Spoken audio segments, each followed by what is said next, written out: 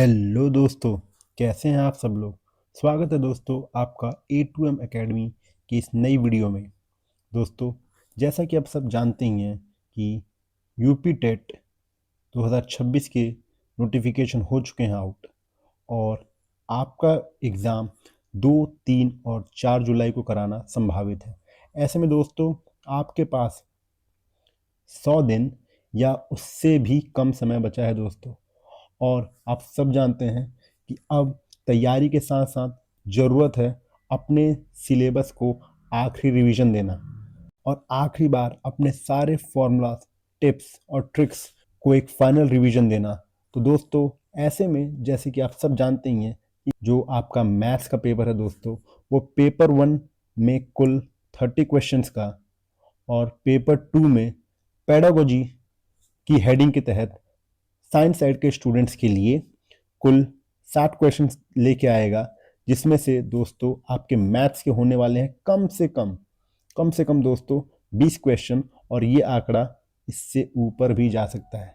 तो ऐसे में दोस्तों मैथ्स की वेटेज होने वाली है हाई, और ये वो पेपर होगा जो कराएगा आपकी कट ऑफ क्लियर, क्योंकि दोस्तों मैथ्स में कोई एक्सेप्शन नहीं होती। तो ऐसे में आपका उत्तर हो सही, इसीलिए एक फाइनल रिवीजन तो बनता है।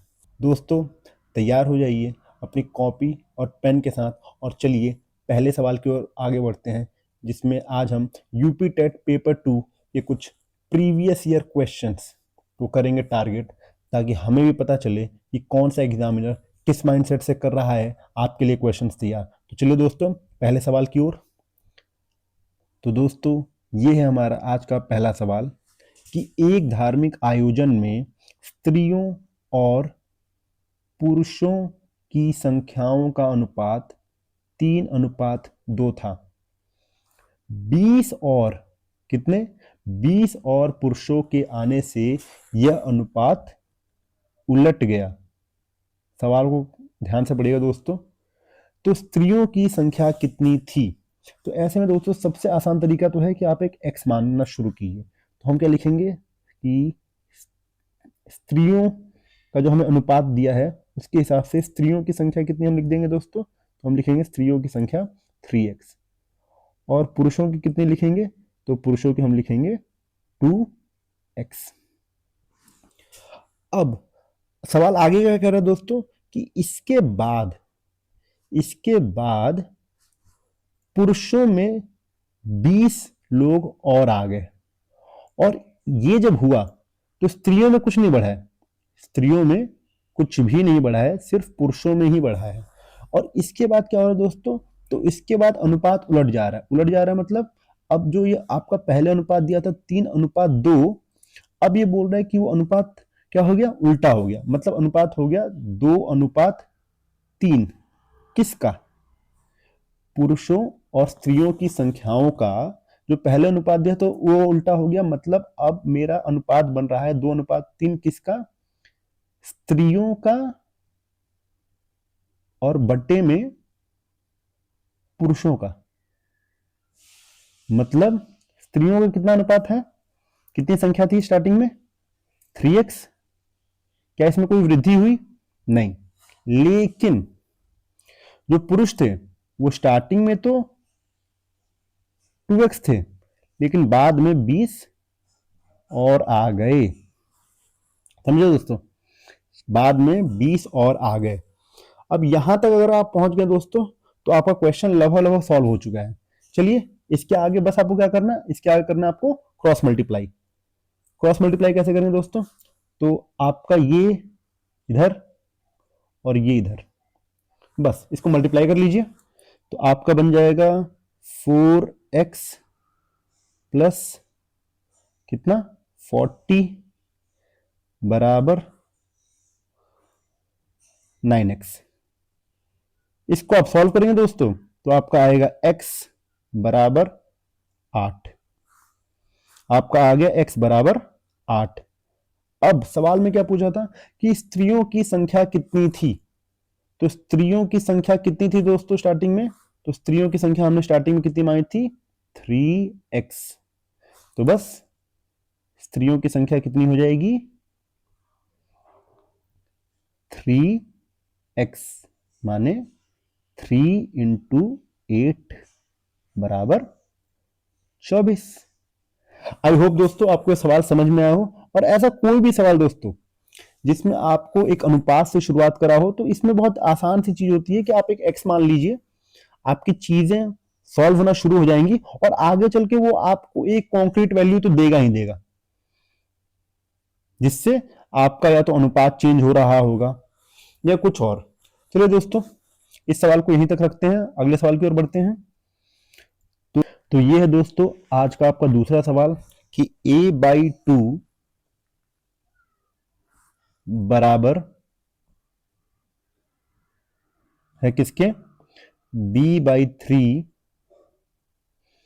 बराबर है c/4 और वो बराबर है 2a minus 3b plus 5c बटे में k। मतलब a/2 बराबर है b/3 के, जो कि बराबर है c/4 के, और ये पूरा किसके बराबर है, तो ये पूरा बराबर है 2a minus 3b plus 5c बटे में k। तो ऐसे में दोस्तों जब भी आपको ऐसा कोई सवाल मिले, तो सबसे पहले तो आप थोड़ी देर के लिए इस पार्ट को साइड में रख दीजिए। सबसे पहले अपने इसी पार्ट पर फोकस कीजिए और इस पार्ट को आप किसी भी एक कांस्टेंट से इक्वेट कर दीजिए। मैं इसको x से इक्वेट कर रहा हूं, तो मैं क्या कह रहा हूं दोस्तों कि a/2 जो है ना वो x के बराबर है, b/3 भी x के बराबर है और c/4 भी x के बराबर है। तो यहां से मुझे क्या मिल रहा है दोस्तों, मुझे मिल रहा है कि a बराबर 2x,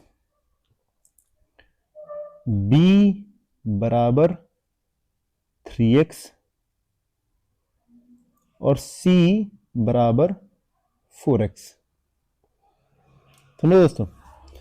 अब ये जो आपने अभी वैल्यूज ऑब्टेन की हैं, ये आपको जो अभी वैल्यूज मिली हैं, अब इन वैल्यूज को आप अपनी इस इक्वेशन में पुट करिए।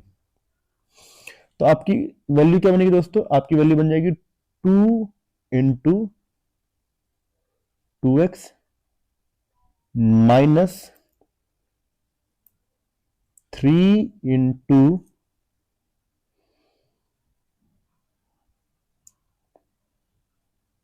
3x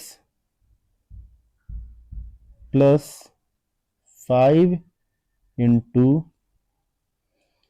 4x और बटे में क्या रहेगा दोस्तों, तो बटे में रहेगा k।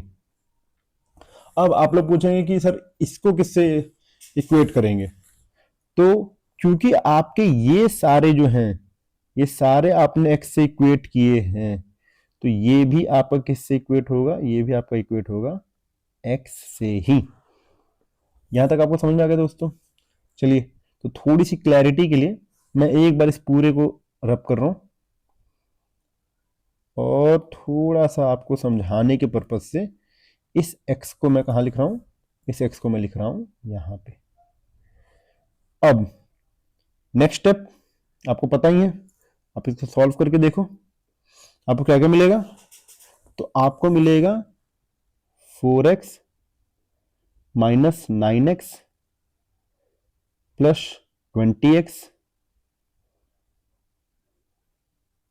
बटे में k बराबर x।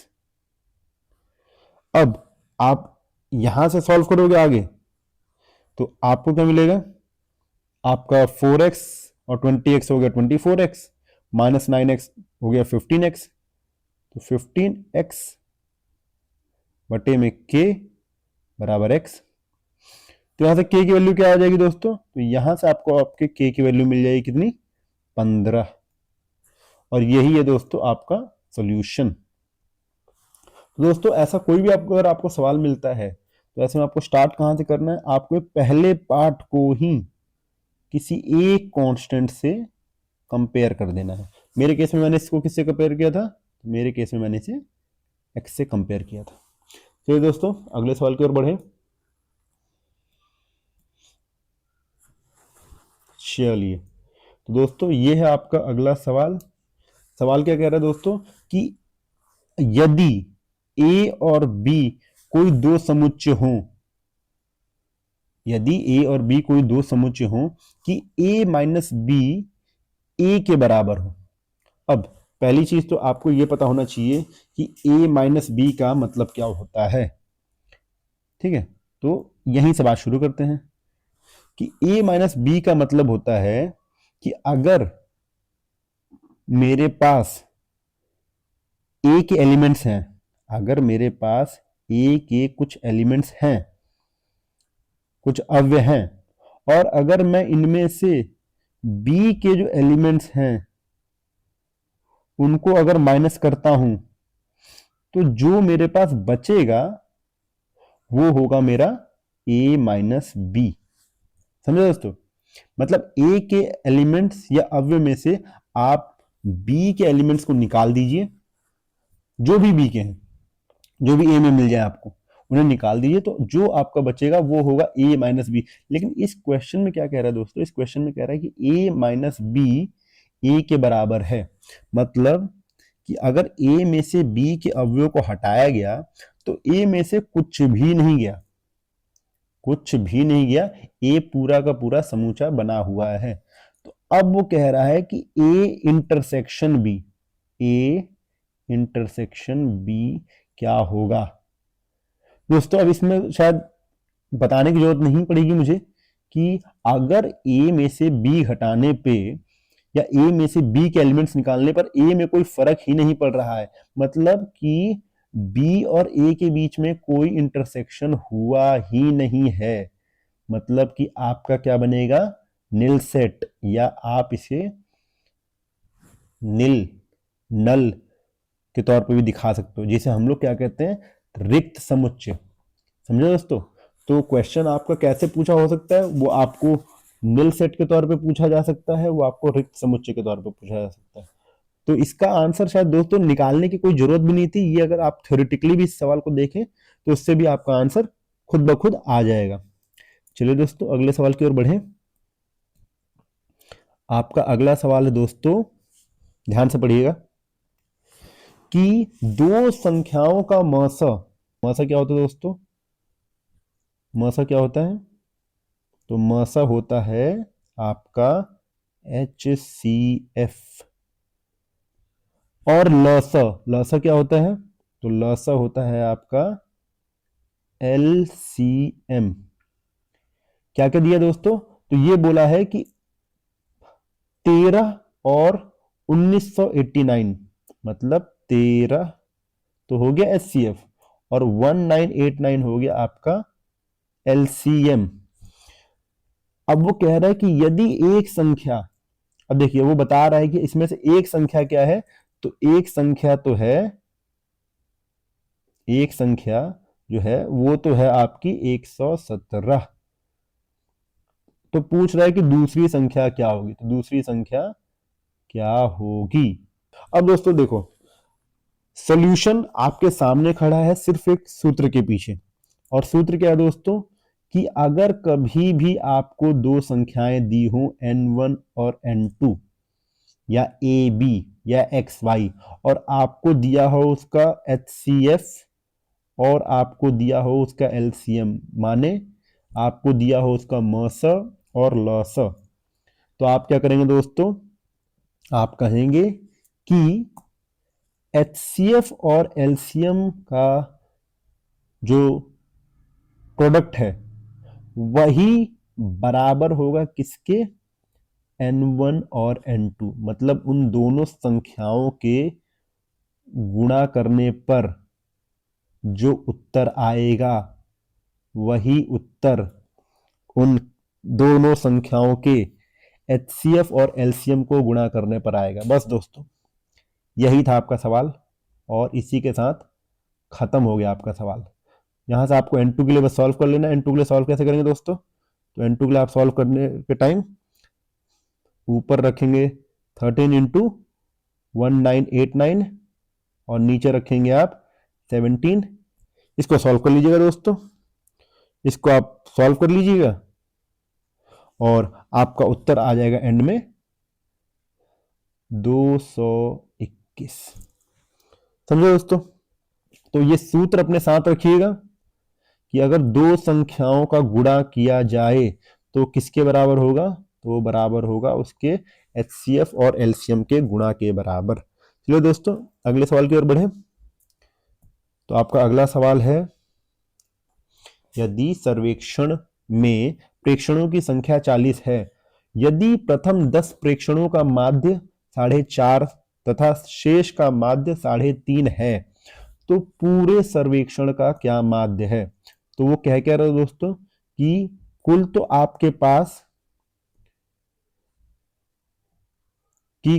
आपके पास है 40, लेकिन 40 को उसने कैसे तोड़ा है, दो हिस्सों में।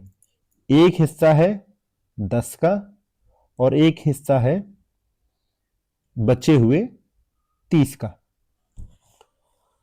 अब वो कह क्या रहा है कि ये जो पहले के 10 जो प्रेक्षण है इनका माध्य कितना है, तो इनका माध्य है 4.5, और बाद के जो 30 प्रेक्षण है इनका माध्य कितना दिया है, तो इनका माध्य दिया है 3.5। अब दोस्तों अगर आपको पता हो तो माध्य निकलता कैसे है, तो दोस्तों माध्य की परिभाषा कहती है कि सारे अंकों को जोड़िएगा, कि सारे अंकों का जोड़ और बटे में क्या होगा दोस्तों, कितने आपके प्रेक्षण हैं, मतलब कितने आपके आंकड़े हैं, आंकड़ों की संख्या। तो अब देखिए दोस्तों, अगर कोई कह रहा है कि 10 प्रेक्षणों का माध्य 4.5 है, तो क्या मैं ये कह सकता हूं दोस्तों कि इन 10 प्रेक्षणों का योग आपका 10 गुणे 4.5 मतलब कि 45 है, हाँ कि ना। क्यों, क्योंकि जब 45 को आपने 10 से भाग दिया होगा तभी तो ये 4.5 आया होगा।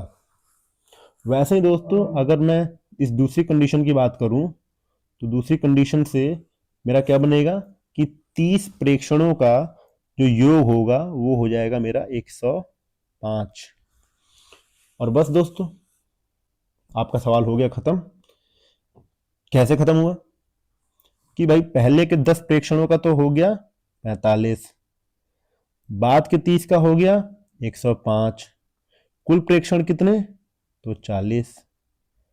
सॉल्व कर लीजिए, आपका उत्तर क्या आ जाएगा, आपका उत्तर आ जाएगा 3.7 और 5। समझे दोस्तों। तो आपको अगर आपके माध्य का कॉन्सेप्ट क्लियर है दोस्तों, माध्य का अगर आपको ये कॉन्सेप्ट क्लियर है कि माध्य कैसे निकलता है, तो सारे अंकों का जोड़ और बटे में कितने अंकों का जोड़ असल में आपने किया था। तो यहां पे आपको बोला कि 10 का माध्य 4.5 है, तो आपको पता चलेगा कि मतलब जब आपका योग कितना रहा होगा 45, 30 का माध्य 3.5 है तो योग कितना रहा होगा 105। बस उसके बाद आपने वैल्यूज पुट की और क्वेश्चन खत्म। चलिए दोस्तों अब अगले सवाल की ओर बढ़े। ये रहा दोस्तों आपका अगला सवाल। ये सवाल दोस्तों आपके 3D टॉपिक्स के ऊपर बेस्ड है। इसमें क्या कह रहा है दोस्तों कि 14 सेंटीमीटर कोर वाले एक ठोस घन से अधिकतम आयतन का एक लंब वृत्तीय बेलन काटा गया, तो बेलन का संपूर्ण पृष्ठ क्या होगा। अब देखिए थोड़ा सा अगर आप क्वेश्चन को इमेजिन कर लेंगे तो क्वेश्चन हो जाएगा खत्म। क्वेश्चन क्या कह रहा है कि एक घन है, एक घन है जो कि 14 सेंटीमीटर की उसका हर तरफ से लंबाई है। तो अगर मैं इसके बीच में एक वृत्तीय बेलन काटने जाऊं, वो भी लंब वृत्तीय बेलन, मतलब नीचे से ऊपर की तरफ अगर एक लंब में मैं वृत्तीय बेलन काटूं तो क्या उसका आधार यहां नीचे बन रहा होगा? सोच के बताइएगा दोस्तों, क्योंकि ये पूरा का पूरा क्वेश्चन सिर्फ आपकी इमेजिनेशन को ही टेस्ट कर रहा है। तो उसका आधार कहां बन रहा होगा दोस्तों? यहां नीचे। और उसकी ऊंचाई कितनी होगी दोस्तों? तो उसकी ऊंचाई भी इस घन की ऊंचाई के बराबर ही तो हो जाएगी, हाँ कि ना?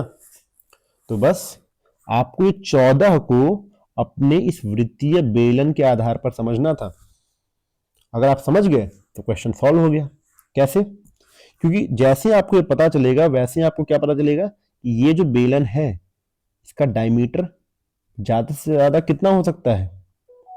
तो एक घन की लंबाई के बराबर हो सकता है, जो कि है 14 सेंटीमीटर, हाँ कि ना? तो इसका रेडियस कितना होगा? इसका रेडियस होगा 7 सेंटीमीटर। यहां तक आ गया। अब बची बात इसकी हाइट की। तो इसकी हाइट ज्यादा से ज्यादा कितनी हो सकती है? तो वो होगी इस घन की लंबाई के बराबर। तो घन की लंबाई कितनी है? तो घन की लंबाई ही तो है 14 सेंटीमीटर। लीजिए, आपके पास आर है, आपके पास एच है, क्या नहीं है आपके पास?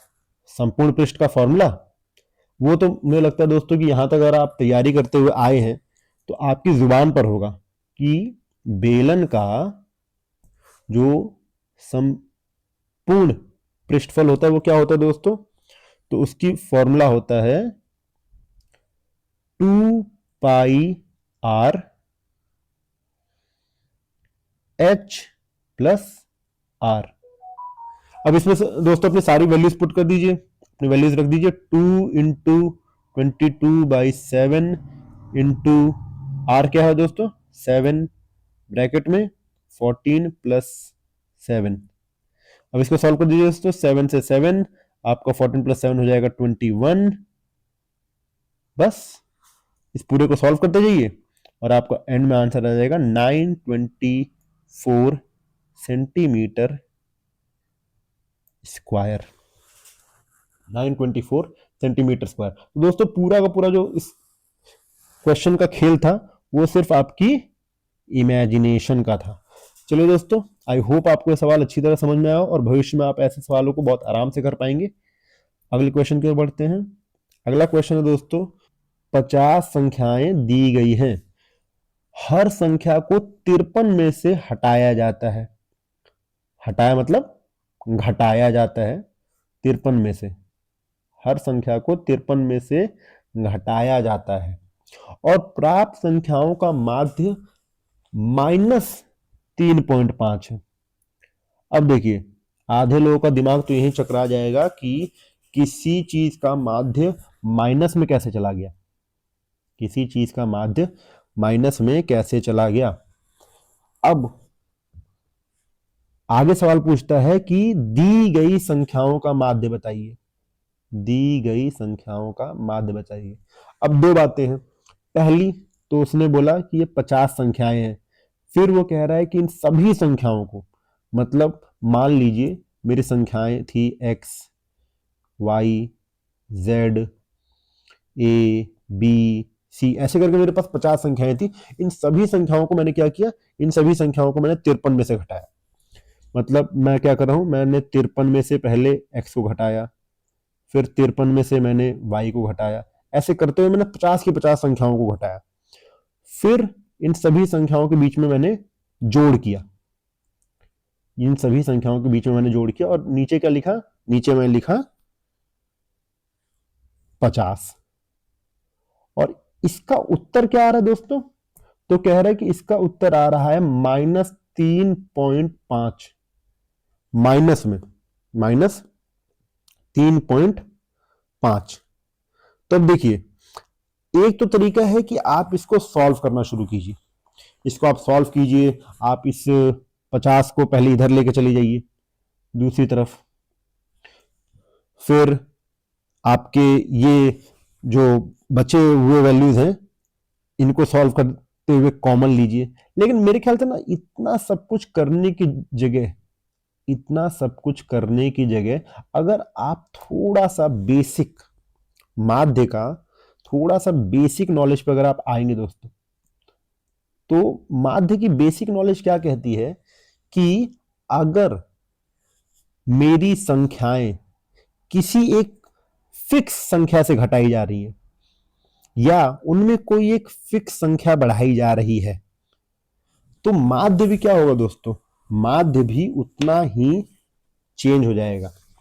मतलब कि अगर मेरी 50 संख्याएं दी गई हैं, ध्यान सुनिएगा दोस्तों, अगर मेरी 50 संख्याएं दी गई हैं और हर संख्या को 53 में से घटाया जा रहा है और मेरा माध्य अब -3.5 बचा है, -3.5 बचा है, तो पहले मेरा माध्य इसमें कम से कम इसको जोड़ के आएगा। मतलब कि मेरा माध्य कुल मिलाकर 56.5 बनेगा। इन सारे क्वेश्चंस का एक बेसिक आइडियोलॉजी यही होती है कि आपने अगर प्रत्येक संख्या में से x मतलब किसी एक फिक्स चीज को घटाया है, अगर आपने किसी एक फिक्स चीज को सब में से घटाया है, तो आपका जो नया माध्य है वो भी इसी रिलेशन को फॉलो करेगा। मतलब आपका जो ये 53 आपने घटाया है वो अब इस 3.5 में जोड़ा जाएगा। आई होप दोस्तों आपको ये सवाल समझ में आया हो। तरीका आपका ये भी था दोस्तों कि आप इसको ऐसे न्यूमेरिकली सॉल्व करते, लेकिन दोस्तों मेरा ये कहना है कि अगर आपकी थ्योरेटिकल नॉलेज थोड़ी सी क्लियर है, जो कि मैं आपको बता रहा था, तो आपका ये सवाल शायद ऑप्शन देख के भी किया जा सकता है। ये दोस्तों अगले सवाल की ओर आगे बढ़ते हैं। अगला सवाल है दोस्तों कि 10 प्रेक्षणों को आरोही क्रम में लगाया गया है। ये जो आपके 10 प्रेक्षण दिए दोस्तों, इनको आरोही क्रम में लगाया गया है और इन आंकड़ों का माध्यक 24 है। इन आंकड़ों का माध्यक क्या है, 24 है। तो x का मान आपसे पूछा है। अब सबसे पहली चीज, तो सबसे पहला जो आपको ध्यान देना है माध्यक की बात होते ही, वो है कितनी संख्याएं हैं। तो यहां पे है आपकी 10 संख्याएं। 10 संख्याएं सुनते ही दूसरा होता है, ये हो गया सम। और सम संख्या का माध्यक कैसे निकलता है दोस्तों, सम संख्या का माध्यक निकलता है कैसे, n/2 और n/2 + 1 और बटे में 2। ये होता है आपका माध्यक का सूत्र जब n क्या हो, जब n आपका सम संख्या हो। अब दोस्तों आपका n/2 क्या बन रहा है, तो आपका n/2 बन जाएगा 5 और आपका n/2 + 1 क्या बनेगा दोस्तों, तो n/2 + 1 बन जाएगा 6। मतलब क्या करना है, इसका जो पांचवा आंकड़ा है और जो छठा आंकड़ा है, इन दोनों को जोड़ दीजिए, इन दोनों को जोड़ दीजिए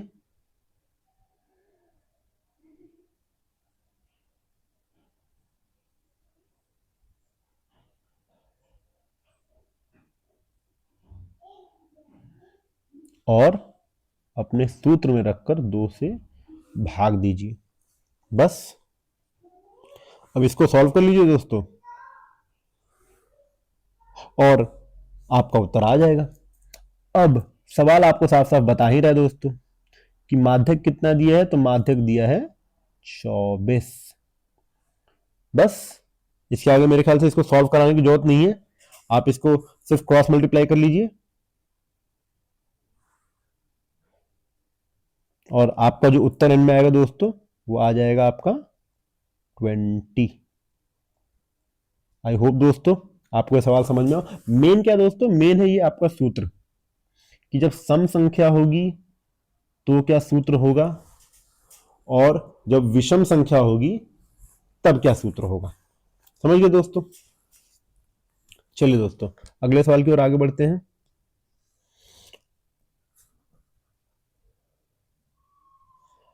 तो आपका अगला सवाल है दोस्तों कि एक मैदान को 44 गायें 9 दिन में चर लेती हैं, तो इसी मैदान को कितनी कम या ज्यादा गायें 12 दिनों में चर लेंगी। मतलब कि एक मैदान की बात हो रही है दोस्तों। बात किसकी हो रही है? एक मैदान की, जिसे कितनी 44 गायें कितने दिन में चर जा रही हैं? तो 9 दिन में। मतलब 9 दिन उनको लगातार जब वो चर रही हैं तो वो इस मैदान को चर जा रही हैं।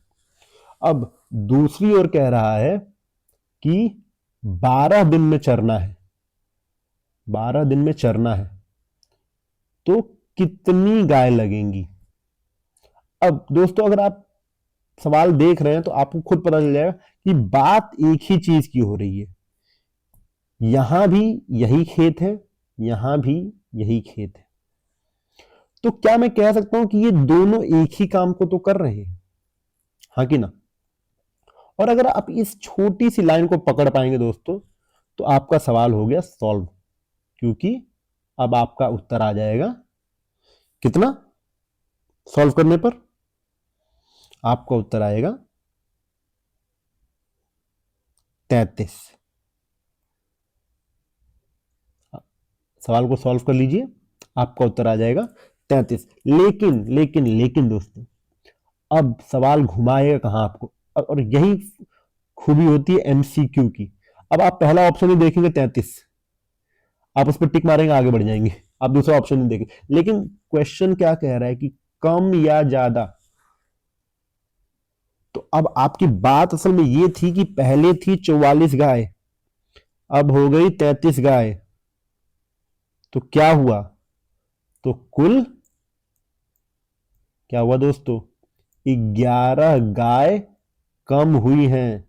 तो आपका उत्तर क्या होगा? आपका उत्तर होगा 11, और आपने 33 को देखा और टिक मार के आगे बढ़ गए। तो ऐसा नहीं करना दोस्तों, सवाल को पढ़िए, अपनी मेहनत को जाया मत कीजिए। आपने पूरी कैलकुलेशन की, सब कुछ किया, आराम से इस क्वेश्चन को समझा, और आखिर में गलत क्वेश्चन पे, गलत ऑप्शन पे टिक मार के आ गए।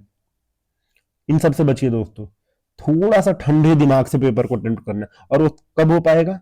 जब आपने बहुत अच्छी प्रैक्टिस की होगी, जब आप कॉन्फिडेंट होंगे कि ये क्वेश्चंस मैंने 10 बार प्रैक्टिस कर रखे हैं। और इसके लिए ही आ रहे हैं दोस्तों ये पीवाईक्यू, ये पीवाईक्यू इसीलिए आपको बार बार कराए जा रहे हैं। चलिए दोस्तों अगले सवाल की ओर बढ़े।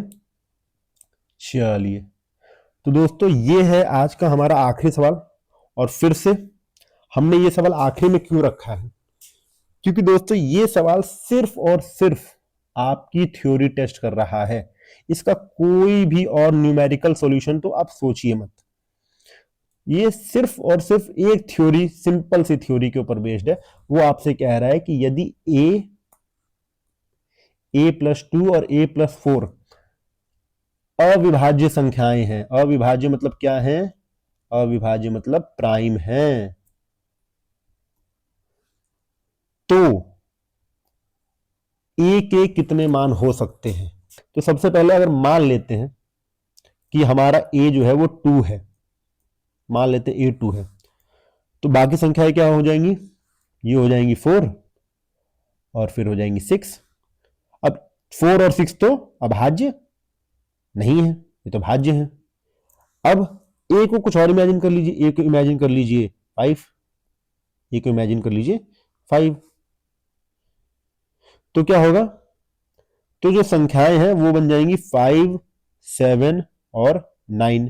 लीजिए, फिर आप 9 पर आके अटक गए। तो मैं आपको सिर्फ इतना बताने की कोशिश कर रहा हूं दोस्तों कि अगर आपके पास ऐसा कोई सवाल आएगा और अगर आपने ये सवाल सुन रखा होगा तो आपको पता ऑटोमेटिक चलेगा कि अगर ए का आप कुछ भी 3 के ऊपर सोचेंगे तो आप कहीं ना कहीं जाके फंसने वाले हैं। सम संख्याएं तो आप सोच नहीं सकते, सम संख्याएं तो आप सोच ही नहीं सकते, ये तो गलत ही हो चुकी है। बची विषम, बची विषम। और विषम में क्या दिक्कत है कि कहीं ना कहीं उनका या तो +2 या तो +4, ये कहीं ना कहीं आपका भाज्य बन जाएगा।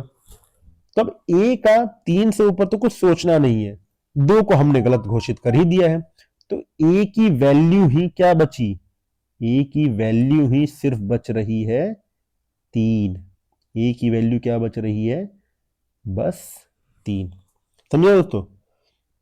और एकमात्र ऐसा अभाज्य ट्रिपलेट, मतलब प्राइम ट्रिपलेट जिसे इंग्लिश में बोला जाता है, वो यही है जिसमें संख्याओं के बीच का अंतर 2 होता है। कौन कौन से है ये, 3, 5 और 7।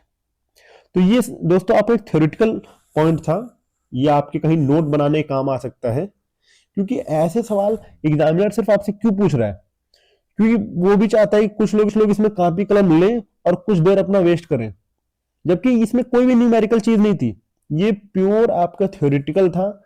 जिसको ये कॉन्सेप्ट क्लियर थे वो उसको पता चलेगा कि सम संख्याएं तो हो ही नहीं सकती, बची सिर्फ विषम, और विषम संख्याएं जैसे ही 5 या उसके पार जाएंगी वो सारी की सारी आपकी कहीं ना कहीं फंसती जाएंगी। तो ऑप्शन एक ही बचा, वो बचा आपका 3। समझे दोस्तों। दोस्तों इसी के साथ हमारी आज के ये 10 PYQ हो गए हैं खत्म। आई होप दोस्तों आपने इन 10 PYQs को एंजॉय किया होगा, इनसे कुछ सीखने को आपको मिला होगा।